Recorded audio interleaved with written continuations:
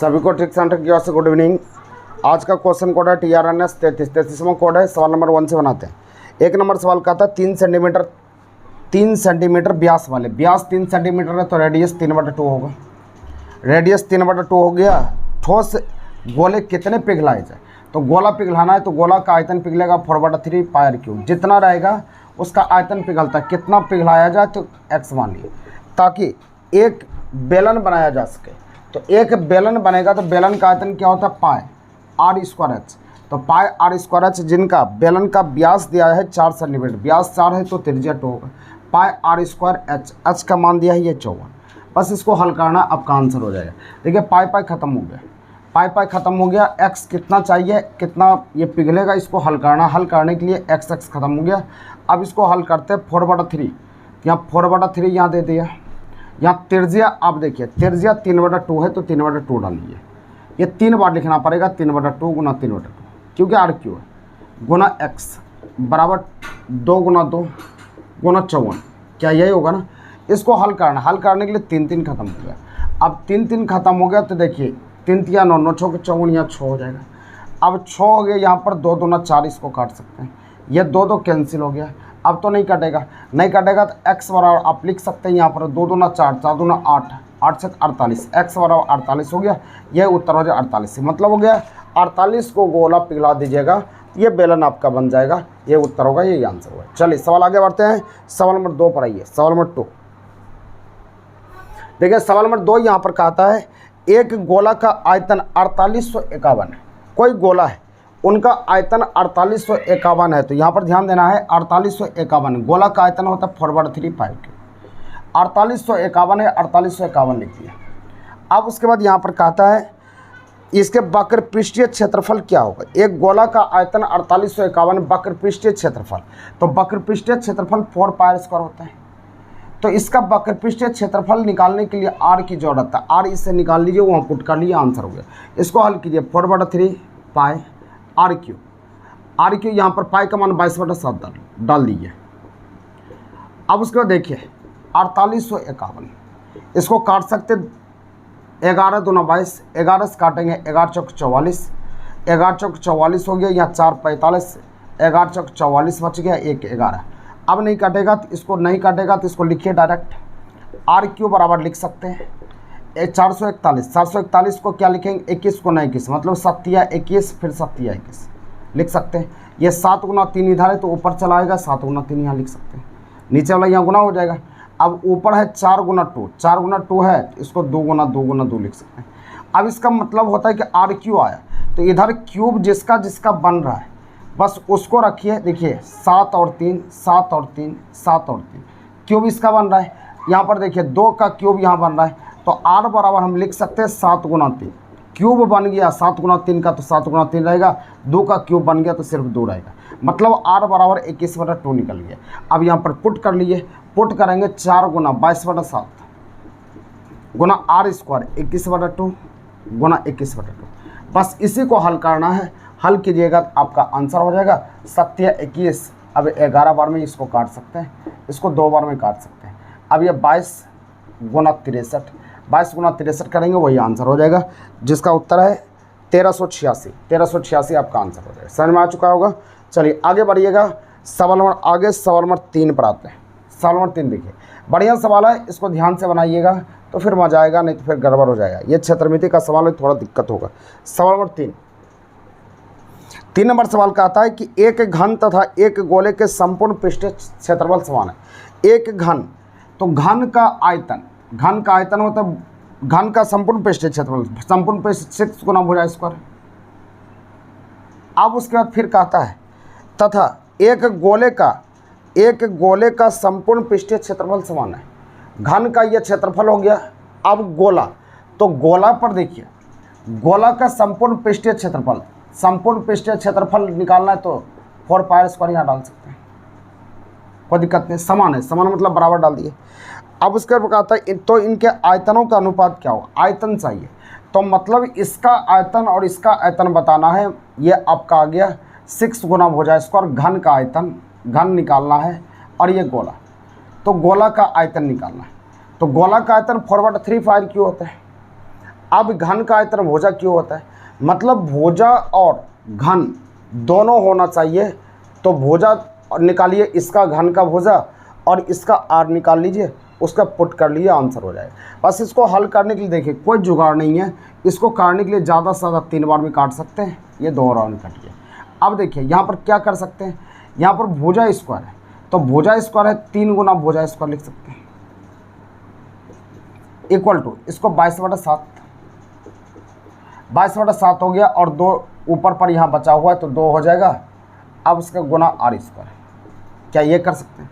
तो आप क्या कर सकते हैं, भुजा बराबर भुजा स्क्वायर बराबर आर स्क्वायर बराबर आप लिख सकते हैं यहाँ पर 22 गुना 2/7, 22 गुना 2/7, यहाँ से 3 नीचे आ जाएगा। क्या इतना ही हो सकता है ना? तो 22 गुना 2/7 गुना 3, बस या इतना लिखने के बाद आगे आपको हल करने की ज़रूरत है। हल कीजिएगा तभी आंसर आएगा, नहीं तो नहीं आएगा। अब यहाँ पर देखिए आपको करना क्या है कि यहाँ पर पाई भी रहने दे सकते हैं, कोई दिक्कत नहीं। भुजा स्क्वायर बराबर, एक बार हम यहाँ पाई ये रखने दिए, वो कट जाएगा। भुजा स्क्वायर बटा आर स्क्वायर बराबर 22/7 मतलब पाई हो गया, यानी 2π/3 यहाँ पर लिख सकते हैं, हो गया। तो हमको बोलता है इनके आयतनों का अनुपात क्या होगा, घन का आयतन भुजा क्यों, तो भुजा क्यूब होता है, भुजा क्यों लिख दिए, अनुपात मतलब बटा होता है। अब उसके बाद घन का आयतन हो गया भुजा क्यों। अब यहाँ पर कहते हैं गोला का आयतन, तो गोला का आयतन है, हाँ 4/3 पाई क्यू, पाई आर क्यू डाल दिए। अब देखिए ये 3 ऊपर चला जाए, लिख सकते हैं 3 गुना भुजा क्यू। अब इसका 4 नीचे है, 4 डाल दिए, पाई यहाँ पर हो गया। अब इसका आर क्यू, देखिए हालांकि यहाँ पर है क्या, अब इसको ज़्यादा से ज़्यादा क्या लिख सकते हैं, 3/4 गुना 3/4 पाई यहाँ निकाल लिए। अब भुजा क्यों बटा आर क्यू। अब इसका मान यहाँ से लेना है, तो यहाँ से लेना है तो क्या कर सकते हैं हम, भुजा स्क्वायर है, यहाँ भुजा क्यों है, तो भुजा स्क्वायर है और भुजा क्यों, तो ये गड़बड़ है। तो हम क्या इसको एक पार्ट में और तोड़ सकते हैं, 3/4 पाई, तो भुजा स्क्वायर बटा आर स्क्वायर इंटू भुजा बटा आर, क्या ऐसे लिख सकते हैं, लिख सकते हैं।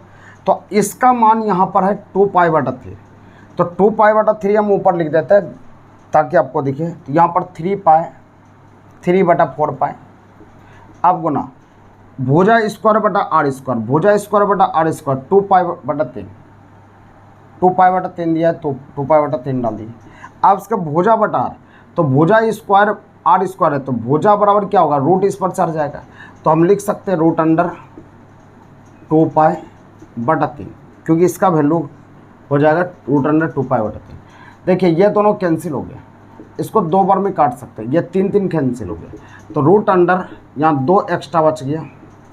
अब 2π/3 इसको अंदर कर लीजिए, तो अंदर करेंगे तो √, क्या होगा 2π/3 है, ये अंदर जाएगा तो 4 हो जाएगा, क्योंकि बाहर निकलता है जो डबल होकर निकलता है, अंदर जाएगा डबल हो जाएगा।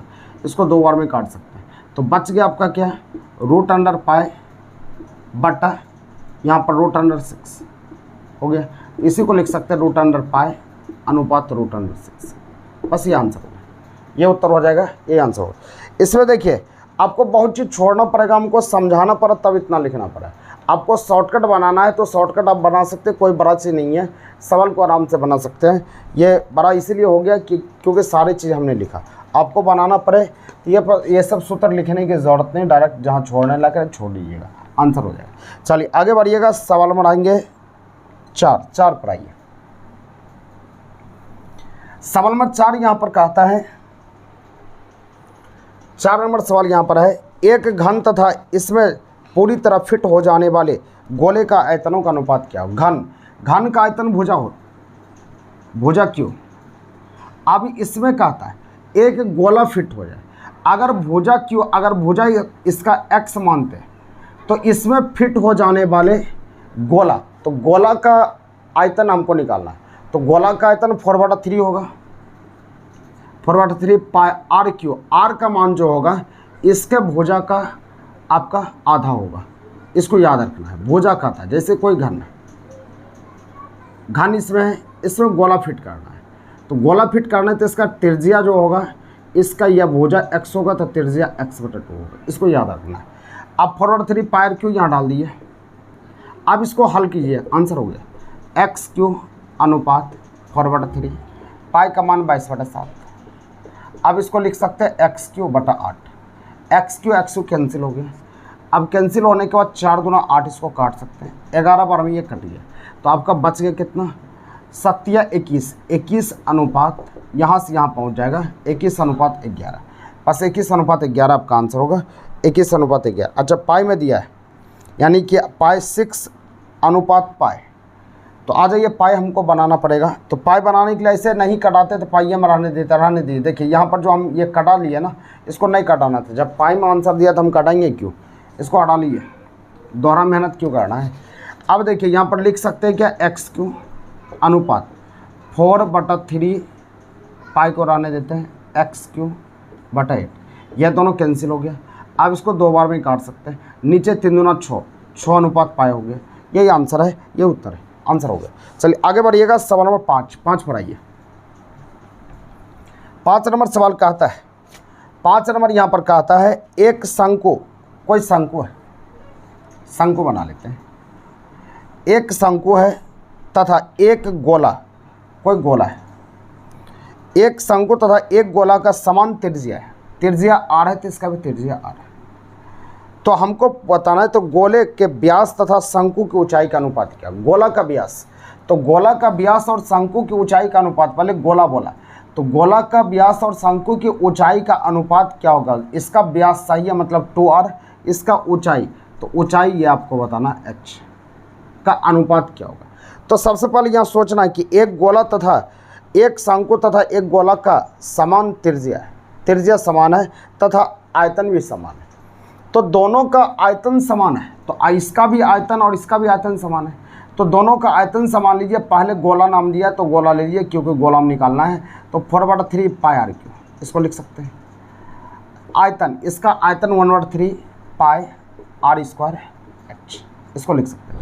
देखिए r² ये खत्म हो जाएगा, दोनों का r समान है, 3 खत्म हो जाएगा, पाई खत्म हो जाएगा। तो हम क्या लिख सकते हैं, r 4r बराबर यहाँ से h हो जाएगा। तो हमको बताना गोला का, यहाँ पर गोले का व्यास, गोले का व्यास बताना है। तो व्यास बराबर क्या होगा, तो व्यास बराबर 2r होता है, 2r गोले का व्यास, ये व्यास इसको कहते हैं। और ऊंचाई, ऊंचाई ये हो गया। तो यहाँ पर हम लिख सकते हैं 2r/h, और इधर नहीं कुछ तो 1 बचा, इधर से 2 भेज दिए। इसी को हम बोलेंगे गोला का व्यास और ऊंचाई का अनुपात क्या निकल गया, 1/2। यही आंसर होगा 1/2, ये उत्तर हो जाए 1/2। समझ में आ गया। अगले सवाल की ओर आएंगे, सवाल नंबर 6 पर आइए। सवाल नंबर 6 का आता है यहाँ पर एक बेलन, कोई बेलन है,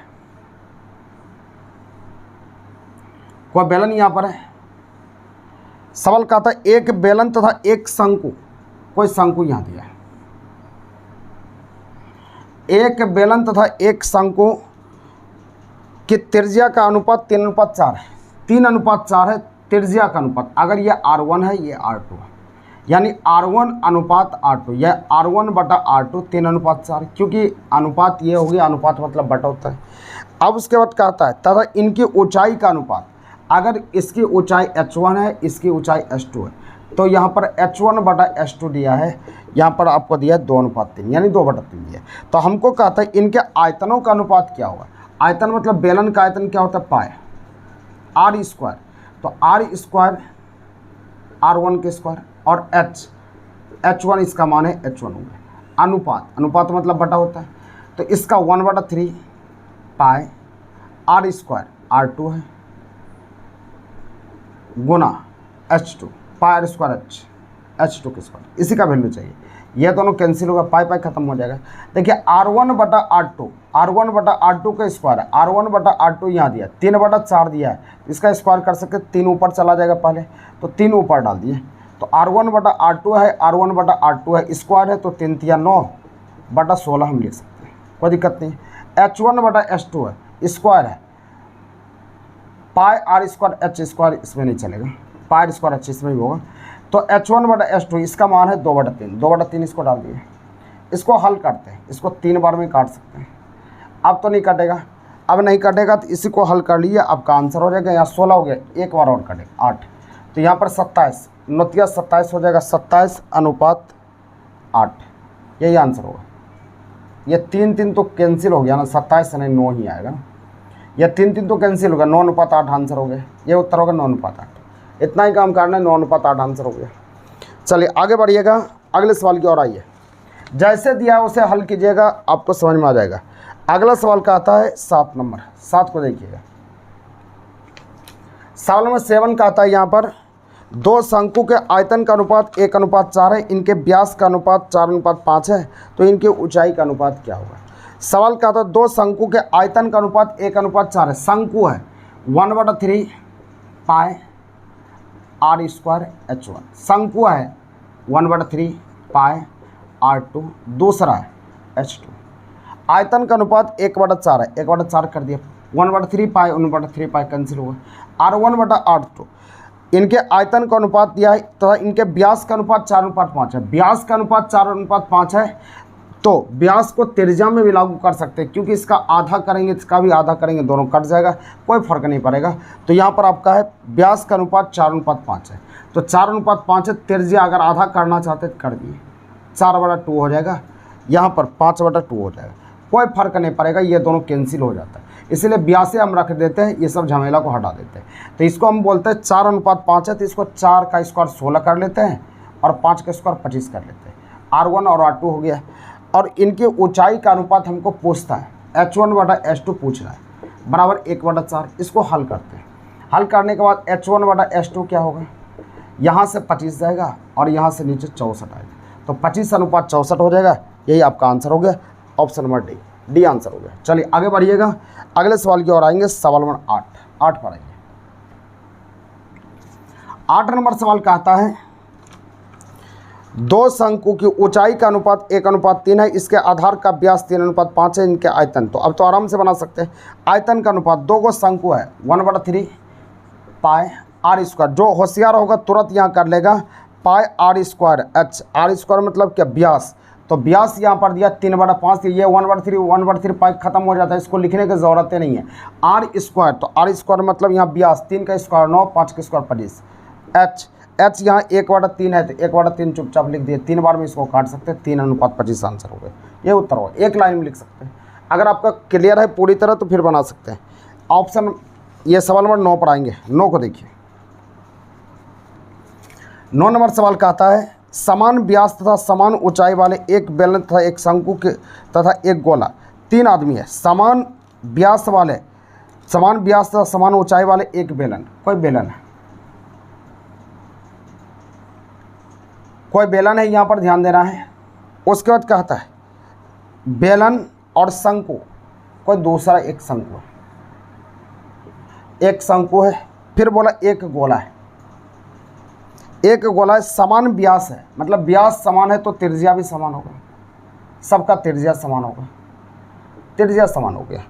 उसका कहता है समान व्यास तथा समान ऊंचाई, ऊंचाई भी बराबर है। अगर इसकी ऊंचाई हम ज्ञात करें, ये r तो ये भी r होगा, तो ऊंचाई इसका कितना होगा 2r, इसका ऊंचाई 2r तो ये भी 2r हो गया, ये भी 2r होगा, क्योंकि ऊंचाई बोला बराबर है। तो इनके आयतन का अनुपात क्या होगा, आयतन पाई r² h, r² h का मान 2r, अनुपात डाल दिए 1/3 पाई r² और h का मान 2r है। उसके बाद इसका अनुपात 4/3 पाई r³ r तो r है, r³ देखिए r³ ख़त्म, पाई ख़त्म, पाई सब में आ गया। अब बच गया क्या आपका 2, इसमें बचा, इसमें बच गया क्या 2/3 बच गया, 2 यहाँ से 3, और इसमें बचा 4/3। 3 सब में गुना कर लेते हैं तो 3 कैंसिल हो जाता है, नीचे वाला एलसीएम निकाल के 3 कैंसिल होगा, यहाँ 6 बचेगा, 3 3 ख़त्म 2, 3 3 ख़त्म 2, तो 6 यहाँ पर 6 बचा और यहाँ पर 2 बच गया और यहाँ पर 4, इसको कटा सकते हैं 3 1 और 2, ये 3 1 2 आपका आंसर हो जाएगा, 3 1 2 उत्तर होगा, 3 1 2 समझ में आ गया, आपका आंसर होगा 3 1 2। अगले सवाल की ओर आएंगे। सवाल नंबर 10 उसी प्रकार से सेम बना सकते हैं 10 नंबर भी। चलिए बना देते हैं 10 नंबर को। सवाल नंबर 10 यहाँ पर कहता है एक शंकु, कोई शंकु है, कोई शंकु है और एक अर्धगोला है, अर्धगोला है। उसके बाद कहता है एक बेलन, कोई बेलन है, बेलन ले लिए। अब उसके बाद कहता है समान आधार तथा समान ऊंचाई, सेम है, इसका आधार समान है, मतलब आधार समान और रेडियस समान है, और समान ऊंचाई, तो दिमाग लगाइए, ऊंचाई इसका आर होगा तो इसका भी ये आर हो गया, त्रिज्या आर है, तो ऊंचाई आर हुआ तो सबका ऊंचाई तो आर होगा। तो अनुपात चाहिए तो 1/3 पाई आर स्क्वायर एच, एच का मान आर हो गया। अनुपात अर्धगोला है, तो अर्धगोला है तो यहाँ पर फुल गोला का आयतन क्या होता है 4/3 पाई आर क्यू, तो अर्धगोला का आयतन 2/3 पाई आर क्यू। अनुपात 1 पाई स्क्वायर एच, एच का मान यहाँ आर है। बस इसको हल करते हैं, आर क्यू सबका ख़त्म, पाई पाई इसका भी ख़त्म होगा, 1/3 अनुपात 2/3, अनुपात नहीं कुछ तो 1, 3 से गुना कर लेते हैं, 3 से सभी में गुना करेंगे, यहाँ पर 1 होगा, यहाँ पर आपका 2 होगा और यहाँ पर 3 होगा। 1 2 3 आपका आंसर हो गया, ऑप्शन बढ़े, यही आंसर हो गया। अगले सवाल की ओर बढ़ेंगे, सवाल नंबर 11 पाइए, 11 को समझिए। 11 नंबर सवाल कहता है पाइप एक किसी टंकी को 30 मिनट में भर सकता है तथा पाइप भी 45 मिनट में भर सकता है यदि दोनों पाइप को एक साथ खोला जाए टंकी गुना बटा जोड़। ए पाइप 30 मिनट में भरता है, बी पाइप 45 मिनट में भरता है, दोनों मिलकर मतलब जोड़, गुना बटा जोड़ करना है, 30 गुना 45 बटा 60, बस इसको हल करना है, 22.5 आपका आंसर हो गया। 30 दूना 60 होगा, ये 22.5 ही हो जाएगा ना। अच्छा, गुना बटा जोड़ होगा, ये 75 हो जाएगा। चलिए इसको कटा लीजिएगा, आपका आंसर होगा। अगला सवाल का आता है सवाल नंबर 12, किसी कमरे में वायु का आयतन 204 है, वायु का आयतन 204 है, मतलब क्या, कोई कमरा में वायु का आयतन है, लंबाई गुना चौड़ाई गुना ऊंचाई, सभी जगह वायु रहता है, तो लंबाई गुना चौड़ाई गुना ऊंचाई 204 है, 204 डाल दिए। अब उसके बाद कहता है, यहाँ पर आगे बोला जा रहा है यदि कमरे की ऊंचाई 6 तो लंबाई गुना चौड़ाई, ऊंचाई कहा कि 6 हो गया, 6 डाल दिए, तो इसको कटा सकते हैं, 6 × 18, 6 के 24, 34 हो गया। तो बच गया कितना, लंबाई गुना चौड़ाई, तो लंबाई गुना चौड़ाई बराबर क्या कह सकते हैं 34। तो हमको बोला जा रहा है, तो बताइए कमरे के फर्श का क्षेत्रफल क्या होगा। क्षेत्रफल लंबाई गुना चौड़ाई होता है, लंबाई गुना चौड़ाई का तो मान तो निकल ही गया 34, यही आंसर हो जाएगा 34। चलिए आगे बढ़िएगा, अगला सवाल नंबर 13 पर आएंगे। सवाल नंबर 13 यहाँ पर है x का 10%, x का 10% 10/100 कर लिए। अब बोलता है क्या, x का 10% और y के 20% के बराबर, y होना चाहिए, y छूट गया, y के 20% के बराबर हो तो x अनुपात y, ये 0 0 खत्म हो गया, इसको 2 बार में काट सकते हैं। अनुपात मतलब बटा होता है, उधर से y ले आए, 2/1 बराबर 2 अनुपात, यही आंसर होगा, ये उत्तर हो 2 अनुपात।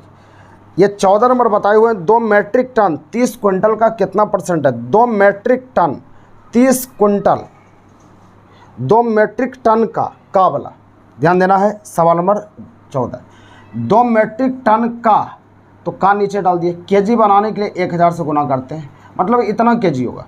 30 क्विंटल का, क्विंटल बनाने के लिए क्विंटल को केजी बनाना है तो 100 से गुना करते हैं, कितना परसेंट है, प्रतिशत बनाने के लिए 100 से गुना करते हैं।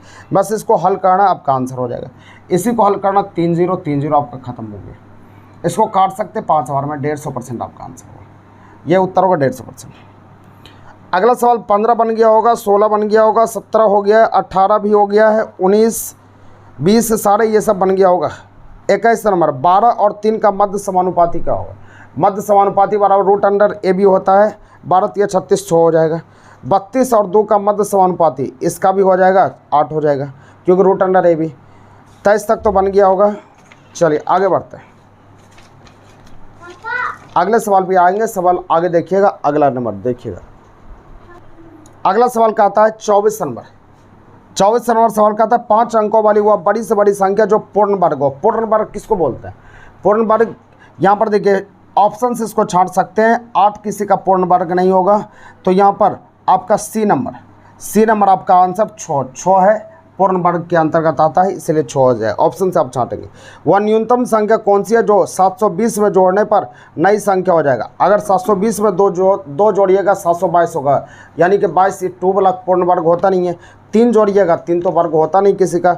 अब 4 जोड़िएगा 4 लास्ट में 4 होगा तो 4 वर्ग हो सकता है, लेकिन 7224 किसी का वर्ग नहीं होता। अगर 5 जोड़िएगा तो 7225 होता है। 7225 किसका होता है?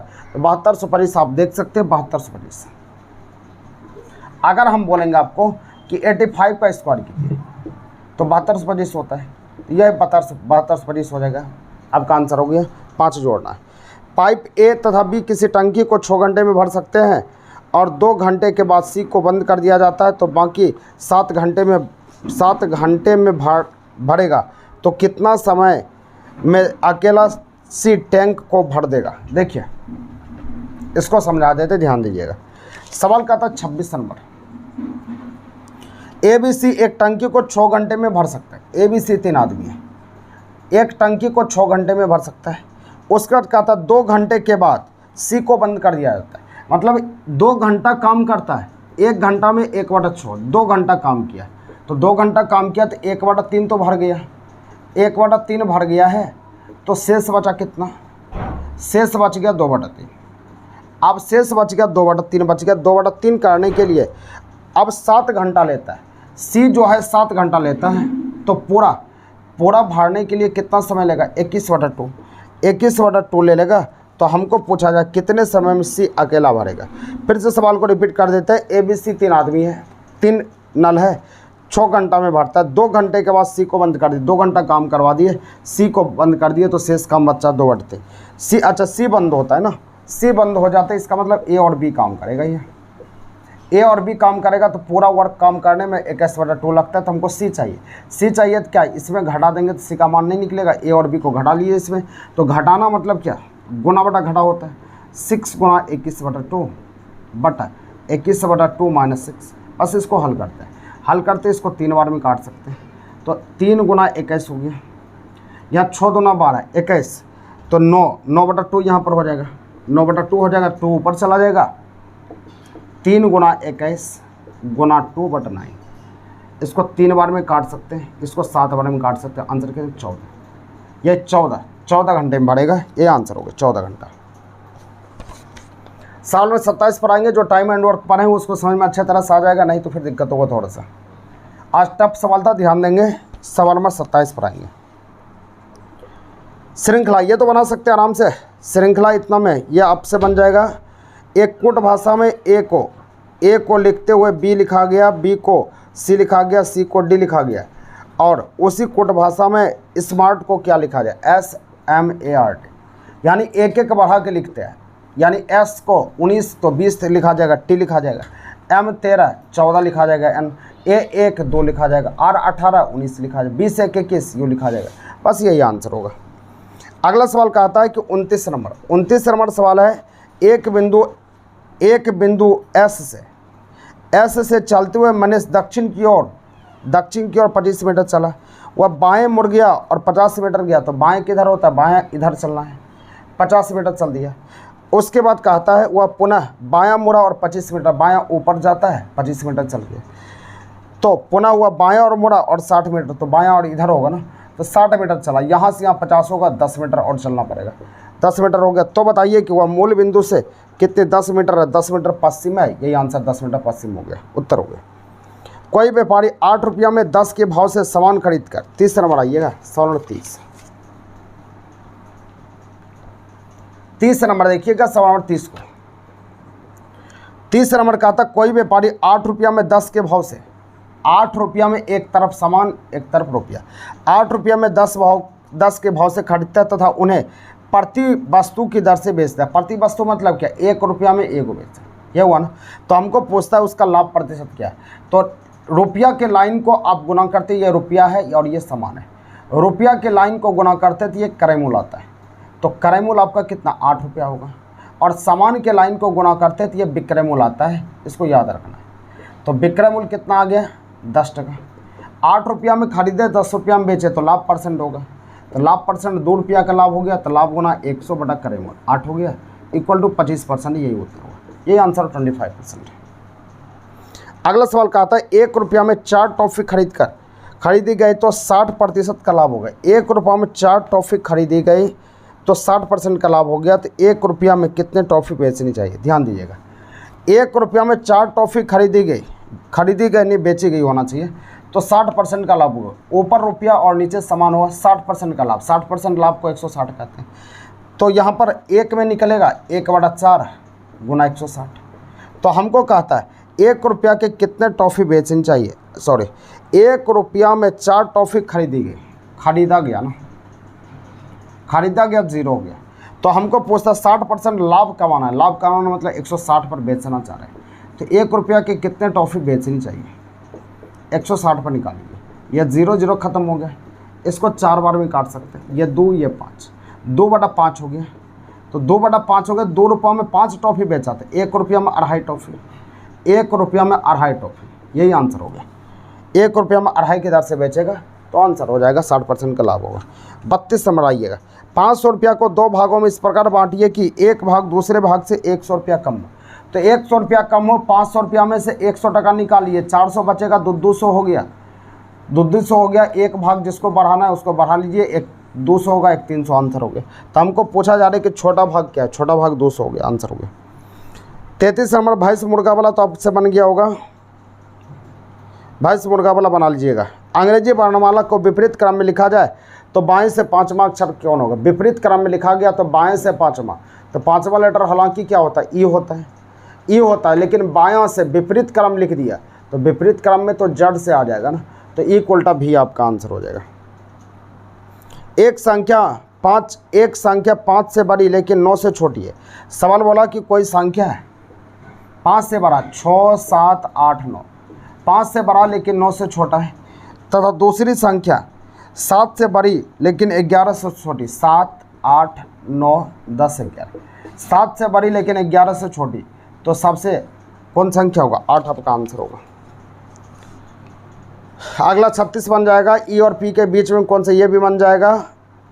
राम को NZI उल्टा लिखा गया, पीछे से उल्टा लिख दिया है।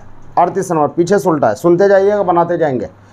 39 नंबर का आता है कि अंग्रेजी वर्णमाला में अंतिम से 21वां तथा प्रारंभ से 20वें अक्षर के बीच में कौन सा होगा, अक्षर होगा। अंतिम से 21वां, ये सब सारी चीज़ें बता चुके हैं। अंतिम से 21वां और प्रारंभ से 20वां, तो अंतिम से 21वां हो गया तो प्रारंभ से 20वां, तो ये ठीक है। अंतिम से 21वां हो गया, इसको 27 में 21 घटा लो, 6 हो गया। इसको जोड़ लेते हैं, 26/2 13वां लेटर M हो जाएगा। अगला सवाल आइएगा। निम्नलिखित अंग्रेजी वर्णमाला को विपरीत क्रम में लिखिए। ये सब तो आपसे बनना चाहिए, कई बार बता चुके हैं। 41 नंबर सवाल, निम्नलिखित अंग्रेजी वर्णमाला में बाएं से 12वें अक्षर के दाईं और 8वां अक्षर कौन होगा। सारे बन जाएगा, ये सब में कोई जान नहीं है। स्पर्श, अनुभव, स्वागत, शिष्टाचार, मूर्ति, मूर्तिकार, कवि, पद। 45 नंबर, उड़ना पक्षी उड़ता है। सरकना, घोंघा सरकता है। वृद्धा के बाद मृत्यु होता है, बढ़ोतरी के बाद समाप्ति होता है। आयत, वर्ग, दीर्घवृत्ताकार वृत्त होता है। निराशा, आशा, भूत, भविष्य। चलिए ये सारी चीज़ बन जाएगा, इसको मेहनत करके बनाएंगे। नेक्स्ट वीडियो के साथ आगे आते हैं। तब तक के ठीक से जाएंगे।